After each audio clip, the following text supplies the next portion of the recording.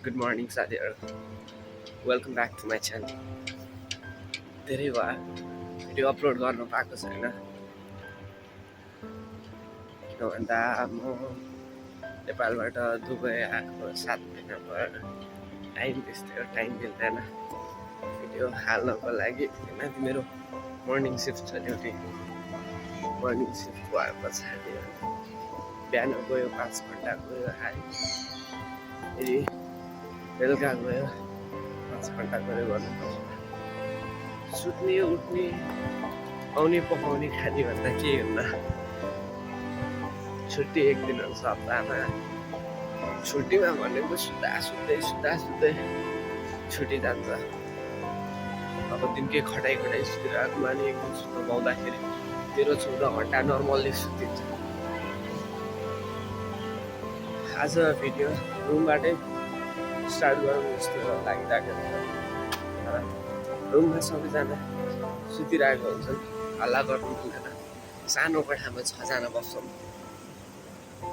कम्पनीको रुम छ, त्यही भएर हल्ला गर्न नमिल्ने भएर चाहिँ म बाहिरबाट भिडियो स्टार्ट गरेँ। किनभन्दा अब सपोर्ट गर्ने तपाईँहरूले सायद सपोर्ट देखाइदिनु भएको छ होइन सुरुको भिडियोमा।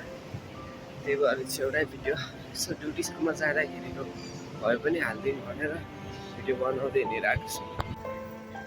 सानो कोठामा छौँ 6 जना, आराम छैन, मनभरि सपना आश छ, घरको याद छ होइन। सब कुरा बिर्सेर ड्युटी जानुपर्ने हुन्छ। ड्युटी जाँदा चाहिँ जे सोचेर आउँछ नि त्यो चाहिँ केही पनि हुँदैन।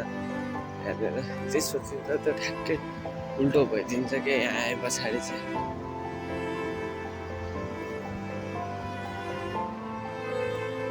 अनि त्यही हो, अरूभन्दा चाहिँ होम सिकनेस बेसी हुन्छ, घरको याद खत्रै आउँछ। आज पनि बिहान चाहिँ मलाई उठ्नै मन थिएन क्या, 7 बजे ड्युटी थियो। 6:17को एउटा अलार्म राखेँ, एउटा 6:35को राखेको थिएँ। 6:45मा रुमबाट निक्लिनुपर्छ, थोरै टाढा छ ड्युटी जाने बाटो। टाढा छ भन्नाले 5-7 मिनट पुगिन्छ, तर यो क्रसिङमा कुद्नुपर्ने भएकोले चाहिँ यहाँनिर 10 मिनट चाहिँ बाटोमै जान्छ क्या। अनि 15 मिनटमा चाहिँ ड्युटी पुगिन्छ मस्तले। खासै बाटो धेरै छैन, 15 मिनटको बाटो हो। अनि यो क्रसिङमा बेसी कुद्नुपर्ने भएकोले चाहिँ बेसी टाइम लाग्छ। उठ्ने मन थिएन, 3 चोटि अल्टा पल्टा गरेर स्नोज गर्दै सुत्दै गरिन्छ। त्यही त हो होइन। अब घरमा हुँदा 7-8 घन्टा सुत्ने मान्छे अहिले 4 घन्टा सुतेर ड्युटी जानु पर्दाखेरि चाहिँ थाहा हुने रहेछ क्या, दुःख के हो, सङ्घर्ष के हो। अनि त्यतिखेर चाहिँ थाहा हुने रहेछ जिन्दगी चाहिँ के हो होइन। घरमा त्यो आमाले पकाएर दिएको खाना भात खानलाई कति सजिलो थियो क्या। त्यसमा पनि अझ 10 थरी खोट पकाइन्थ्यो नि। यस्तो भएन, त्यस्तो भएन, यो भएन, त्यो भएन, बिहान यति छिटै उठाएको।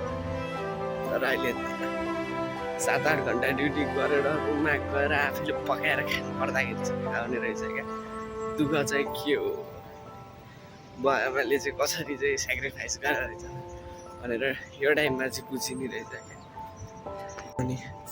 अनि बल्ल थाहा हुने रहेछ कि जिन्दगी चाहिँ के हो खासमा भनेर।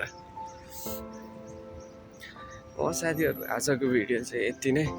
किन भन्दा मेरो ड्युटी गर्ने ठाउँ आइपुगिसक्यो, ड्युटीभित्र फोन अलाउड छैन। अर्को भिडियोमा भेटौँला। म जस्तै घरबाट परदेशमा बस्नुभएको या घरबाट टाढा बस्नुभएको को हुनुहुन्छ होइन, त्यही हो, सबैजनाको कथा फरक भयो भने दुःख चाहिँ एउटै हुने रहेछ। अनि त्यही भएर के भन्छु भन्दाखेरि म कसको कथा सेम मेरो जस्तै छ होइन। को घरबाट पर हुनुहुन्छ कमेन्टमा आफ्नो कथा छोडिदिनु होला। लाइक सब्सक्राइब गर्न नबिर्सिनु होला। Thank you for supporting. Take care. Peace.